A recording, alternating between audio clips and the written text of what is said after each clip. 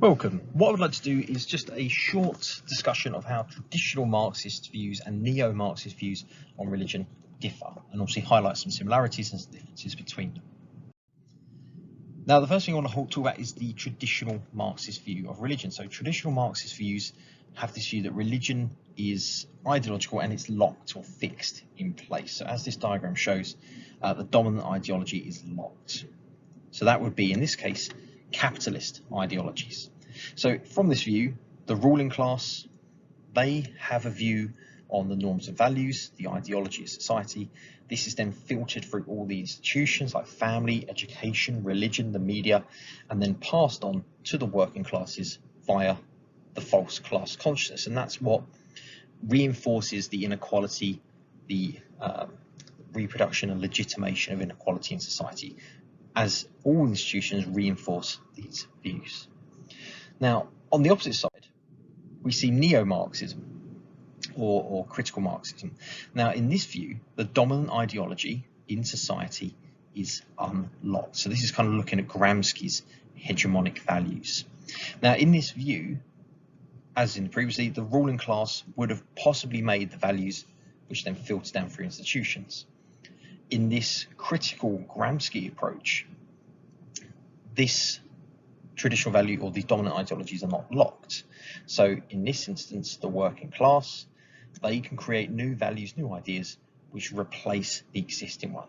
They would then be filtered down, as previously, through institutions and to the masses. And at this point, we wouldn't have false class consciousness. The working class would gain class consciousness. They would become aware of their exploitation, become aware of their position, and this would lead to radical social change. Now, when we compare this to the boat analogy we've discussed in previous visions and how their views of religion differ, on the left-hand side, you can see traditional Marxism focuses on how the economy and the superstructure are connected. So remember, in our boat analogy, the base of society is the infrastructure that keeps society afloat. The top half of society is the superstructure, where all the institutions spread and share ideas and values, norms, beliefs that then ultimately reinforce the false consciousness and keep the society fixed. So in a traditional Marxist view, it's very economically deterministic. The superstructure and infrastructure are connected. And as we see, the dominant idea, the dominant values of capitalism are fixed in place.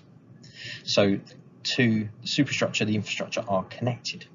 Now, in neo-Marxism and critical Marxism, there is a separation between these two. They are divided. So for Gramsci, we're going to kind of come to the far side because we've looked at his idea already.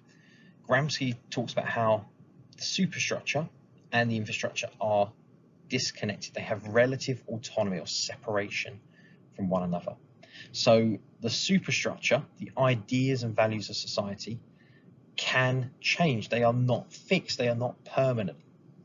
And therefore, we can see that religion could change society. The institutions, like religion, could lead to a social change because the economy doesn't have the influence over the superstructure. Althusser also highlights a similar process, and his process is slightly more complicated because he talks about how there's an ideological level as part of the superstructure. That would be government and politics. There is the political level. But that would be government and politics. Ideological would be the values, beliefs, norms and values. And then there's the economy. And all three of these are separate and work individually and autonomously from one another and can influence them. So the ideological level could influence the economy and sort of bypass the political can influence the economy. The political and ideological levels could influence each other, but they all work independently and separately from one another. So a very short comparison of the differences of religion, but obviously ultimately what it comes down to is for traditional Marxism, the superstructure and infrastructure are connected and dependent upon one another. There's very little separation between them. For neo-Marxism, critical Marxism, infrastructure and superstructure have autonomy. They're separate and they don't have to rely on each other in order to maintain or change society as a whole. Thanks for watching.